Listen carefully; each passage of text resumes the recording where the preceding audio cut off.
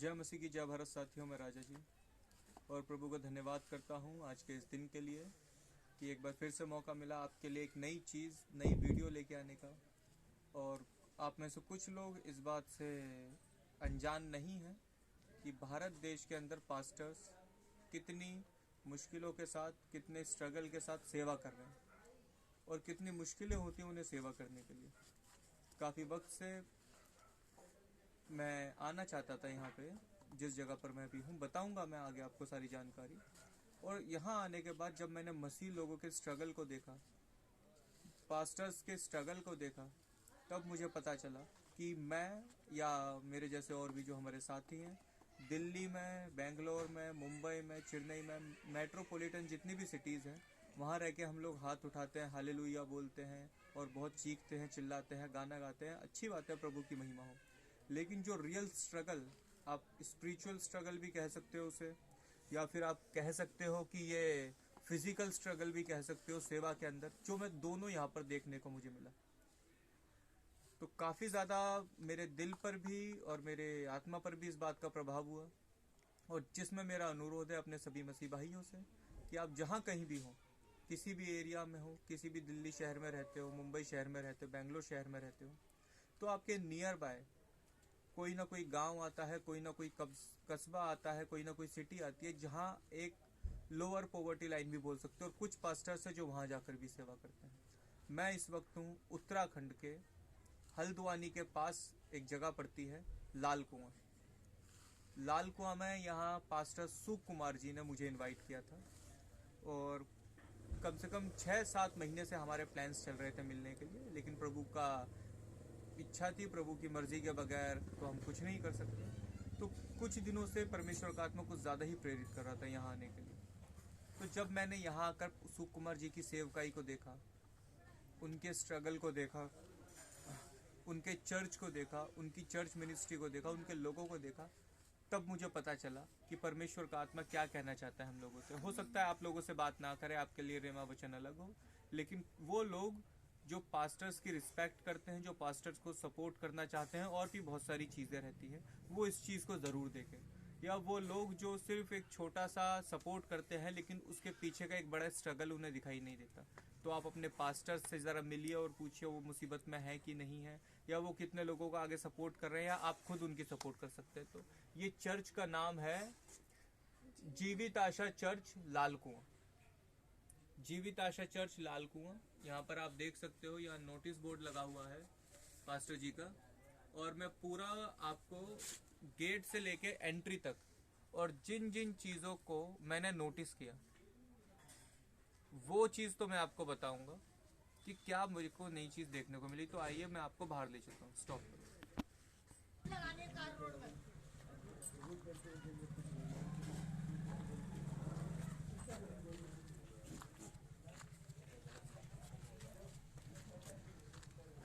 तो आइए दोस्तों, ये चर्च है जीवित आशा चर्च लाल कुआं। जब हम अपने दिल्ली शहर के या बड़े मेट्रोपॉलिटन शहर के चर्चिज़ के अंदर घुसते हैं, एसी की हवा मिलती है, मखमल की चद्दर पड़ी हुई मिलती है, जिसके ऊपर हम अपने महंगे शू को रख के जाते हैं परमेश्वर के भवन के अंदर, और टाइल्स बिछी हुई होती हैं। लेकिन ये जो चर्च में आप देखोगे ना, यहाँ ये खाली रेती पड़ी हुई है। आप बोल सकते हो ये गांव का एरिया है, यहाँ पे नॉर्मल है, लेकिन आगे आने वाली चीज़ों में ये चीज़ें और बढ़ती हुई जाती हैं। अंदर आइए, आपको और भी बहुत सारी चीज़ें देखने को मिलेंगी इस चर्च के अंदर। इस चर्च में पास्टर्स जो सेवा करते हैं वो 1-2 फैमिलीज को सपोर्ट भी करते हैं। वो उनकी फैमिलीज यहाँ रहती है, जिनके रहने के लिए, जिनके पास थोड़ा घर की प्रॉब्लम रहती है, वो पास्टर्स अपने फाइनेंस से लेके यहाँ पर इनकी सपोर्ट करते हैं।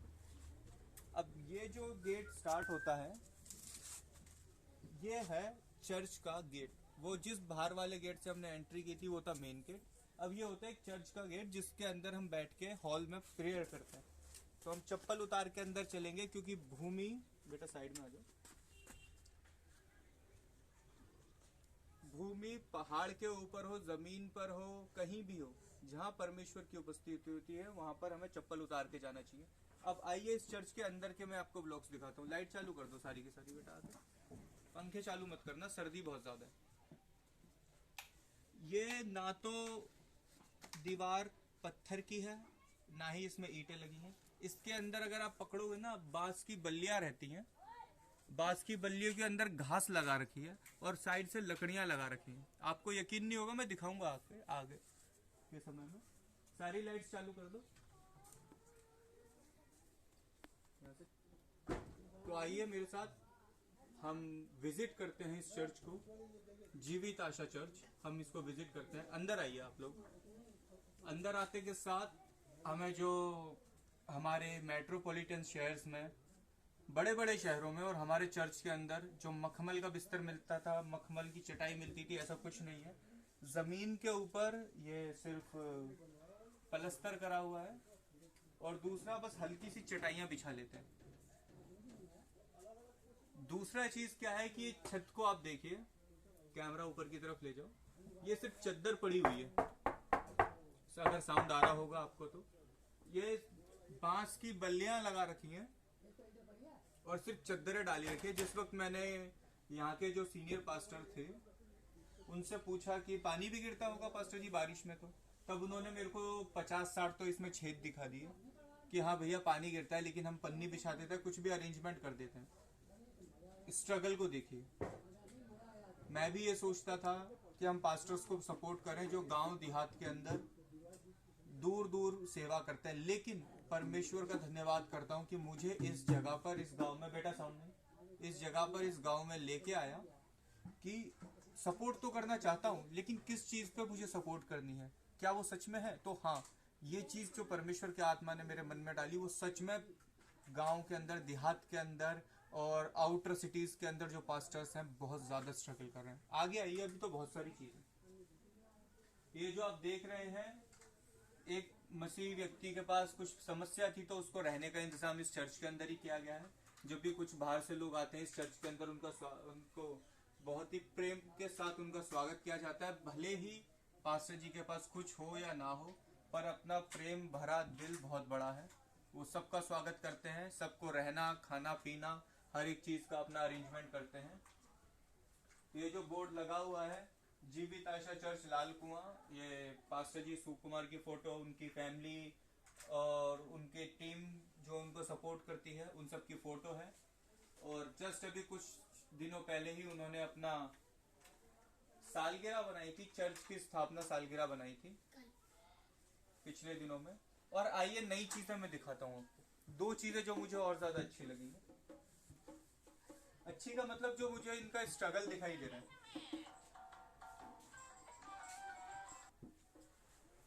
तो आइए अब मैं इस चर्च में होने वाली आराधना में इस्तेमाल होने वाली वो इंस्ट्रूमेंट्स दिखाता हूँ, जो हालांकि मैंने पूछा भी नहीं, हो सकता है मुझे बताया भी ना गया हो, जो मुझे तो लगता है कि किसी दूसरे चर्च से दान मिले होंगे, या फिर इस चर्च के लोगों के पास इतना भी फंडिंग नहीं हुआ होगा कि वो कुछ नई सामग्रियों को खरीद सके। जिसमें मुझे ये दिखाए second hand Congo. Second hand में इसलिए बोल रहा हूँ क्योंकि इसका बुरी तरीके से रंग उतर चुका है, इसका कुछ ऊपर का है भी नहीं। तो पर परमेश्वर का धन्यवाद हो, क्योंकि जो इसका साउंड आ रहा है वो परफेक्ट आ रहा है। थोड़ा बहुत ताल में अगर कमी होगी तो परमेश्वर को महिमा तो हम अपने हृदय से देते हैं, लेकिन ये जो किसी ने दान दिया होगा, ऐसा मुझे खुद उम्मीद लग रही है इसको देखने के बाद, ऐसा किसी ने दान दिया होगा। और जब से दान दिया होगा तब से दान चला ही आ रहा है, क्योंकि जब पास्टर जी ने बताया वो किस में सेवा करते हैं, बहुत ज्यादा ही मजबूर, बहुत ज्यादा ही पॉवर्टी लाइन में, बहुत ही कमजोर वर्ग के लोगों तक सुसमाचार पहुंचाने की सेवा कर रहे हैं। सेम उनके पास ये ड्रम सेट है जो फिर इनको किसी ने दान में दिया, और सिर्फ कुछ कुछ चीजें हैं जो इनके पास हैं। कुछ बाइबल है जो इनको दान में मिली है।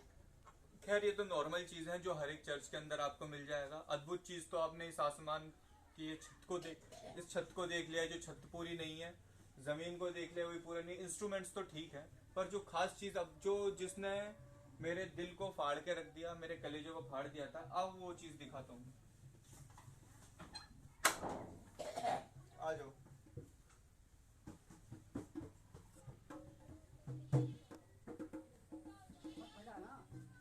ये जो पीछे आप मेरे देखोगे ना, उत्तराखंड में जो जंगल फेमस है काफी सारे, ये सारे वो जंगल हैं। यहाँ तक कहा जाता है कि इनमें से कभी कभी शेर, हाथी और डियर यानी हिरन जैसी चीज़ें, तेंदुआ जैसी चीज़ें आई जाती हैं। आ रखा है तेंदुआ यहाँ पे, वो भी आ रखा है। और अब आके इसकी आप हम इस गेट से बाहर निकले, गेट दिखाओ। गेट से बाहर निकलते ये है इस चर्च की दीवार,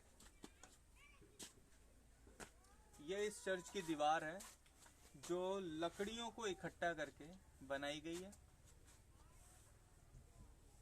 आप देख सकते हो ध्यान से, लकड़ियों को इकट्ठा करके, ना कि सिर्फ ये एक जगह पे है, चारों तरफ से। मैं आपको दिखा देता हूँ,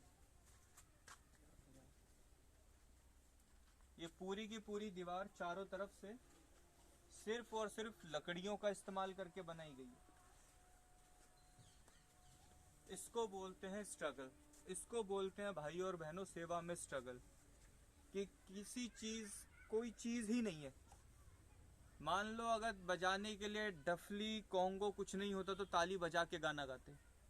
मान लो कि अगर चप्पल नहीं है तो नंगे पैर जाके सेवा करेंगे। जो हमने किताबों के अंदर पढ़ा है पौलुस के बारे में, उसके पैरों से खून निकल रहा था, साधु सुंदर सिंह के पैरों से खून निकल रहा था, तो ये यहाँ पर अब मुझे दिखाई दिया है कि अगर कुछ नहीं मिला यहाँ पर चर्च बनाने के लिए, धूप से बचने के लिए, तो भैया लकड़ी का हम ये बना लेंगे, लकड़ी की दीवार बना लेंगे और प्लास्टिक का कवर कर लेंगे और छत के ऊपर टीन बिछा के उस पर प्लास्टिक लगा लेंगे, लेकिन स्तुति आराधना करेंगे। और इसके बाद एक अगली चीज़ है, यहाँ का वॉशरूम है, आइए दिखा देता हूँ। जब पास्टर जी के साथ बातचीत हो रही थी, मैंने कहा था पास्टर जी वॉशरूम किधर है, मुझे जाना है, तो उन्होंने मेरे को बोला कि खेत में चले जाओ पीछे। फिर मैंने पूछ ही लिया महिलाओं को, हमारी बहनों को जाना हो, तो उन्होंने कहा ये टेम्पररी सा बनाया हुआ है। तो मैंने कहा अब क्या इतने भी पास्टर जी फंडिंग की प्रॉब्लम हो रही थी कि आप ये भी नहीं बना पा रहे थे? उन्होंने कहा भैया इंडिपेंडेंट सेवा करते हैं, इंडिपेंडेंट में चर्च में किसी ने दान दिया तो दिया, किसी पे प्रेशर नहीं करते। कहीं से मिलता है तो उनके घर पे गुजारा होता है, वरना वो भी नहीं हो पाता। वो खुद अभी रेंट के घर पे रह रहे हैं, उनके पास इतने भी पैसे नहीं है कि ये पूरी की पूरी एक पक्का वॉशरूम बना सकें। तो इसको स्ट्रगल बोलते हैं मेरे भाई और बहनों, ये स्ट्रगल होता है सेवा के अंदर। आज कुछ पास्टर्स, मैं माफ़ी चाहूँगा, बुरा नहीं बोलूँगा कुछ पास्टर्स को, परमेश्वर ने दिया है, मैं कोई उंगली उठाने वाला नहीं होता, लेकिन उनसे मेरी हाथ जोड़ के रिक्वेस्ट है, बहुत सारे लोगों से, बहुत सारे मसीह व्यक्तियों से, बहुत सारे पास्टर्स से, कि जो गांव के अंदर, देहात के अंदर, उत्तर प्रदेश, हरियाणा, उत्तराखंड और ना जाने कितने ऐसे गांव हैं जो उनकी जान पहचान में है, वो जाते आते रहते हैं, वहाँ पे पास्टर्स को थोड़ा सा सपोर्ट स्टार्ट करें। मैं नहीं बोलता इतना ज़्यादा कर दो कि उनकी कोठियाँ बंगले बन जाए, कोई ज़रूरी नहीं है, पर कम से कम इतना कर दो कि उनके घर, अगर आपके घर में चिकन बन रहा है ना, कम से कम सामने वाले हमारे दूसरे मसीह भाई जो पास्टर है या सेवा कर रहा है या आत्मिकता में हमारा भाई है या बहन है, उसके घर में कम से कम दाल बन जाए। तो मैं परमेश्वर का धन्यवाद करना चाहूँगा कि इस तरीके की ब्लॉगिंग या इस तरीके का चर्च विजिट मैंने कभी नहीं किया था। परमेश्वर का आत्मा मुझे बताता था कि मुझे सपोर्ट करनी है बहुत सारे ऐसे लोगों को, कोई भी मदद हो, ज़रूरी नहीं है कि पैसों की मदद हो, और भी बहुत सारी मददें होती हैं। तो हाँ, परमेश्वर का आत्मा कहता था, और मैं अपनी मीटिंगों में अपने दोस्तों को बोलता था कि भैया ऐसी सारी चीज़ें होती हैं। लेकिन परमेश्वर का आत्मा सुकुमार जी से बहुत दिनों से मुझे मिलने के लिए प्रेरित कर रहा था, और मैं कह रहा था हाँ हम मिलेंगे। पिछले 6 महीने से 7 महीने से मैंने प्लान बना के कैंसिल किया, लेकिन जब परमेश्वर के आत्मा ने मुझे ज़्यादा ही विवेश कर दिया, तो आज वो मुझे यहाँ लेके आ गया इस चर्च की गंभीरता को देखने के लिए। और मैं जानता हूँ इस चर्च को बनाने के लिए बहुत सारा पैसा लगेगा, लेकिन मेरे पास नहीं है। तो पर अगर हर एक व्यक्ति अपने हाथों से छोटा छोटा एक दान देगा तो ये चर्च बन पाएगा। इस चर्च के लोगों को कम से कम एक वॉशरूम मिल पाएगा, कम से कम इस चर्च के लोगों को 4 दीवार और एक छत मिल जाए, बाकी तो वो खुद ना खुद कुछ ना कुछ कर ही लेंगे। तो हर एक मेरे मसीह भाई से, हर एक पास्टर से, हर एक अपने साथियों से जो हमारे साथ जुड़े हुए हैं और इस वीडियो को देख रहे हैं, इसको ज़्यादा से ज़्यादा शेयर करो। हालांकि मैं कभी नहीं बोलता मेरे यूट्यूब चैनल को फॉलो करो, ये करो, उनकी इच्छा हो तो करो, मैं सिर्फ काम परमेश्वर के लिए करता हूँ, लोगों को दिखाने के लिए नहीं। लेकिन ये जो विषय है, ये मदद का विषय है अपने आत्मिक भाई के लिए। इसके लिए मेरा अनुरोध है कि आप अपने लाइक्स को बढ़ाएं, अपने कमेंट्स को बढ़ाएं, इस वीडियो को आगे के लिए शेयर करें, ताकि हम इनके अलावा मैं और भी पास्टर्स के यहाँ पे विज़िट करूँगा और भी चर्चिज़ में जाकर विज़िट करूँगा। तो उन सब की डिटेल्स मैं आपको डिस्क्रिप्शन बॉक्स में दे दूँगा कि आप उनसे कांटेक्ट कैसे कर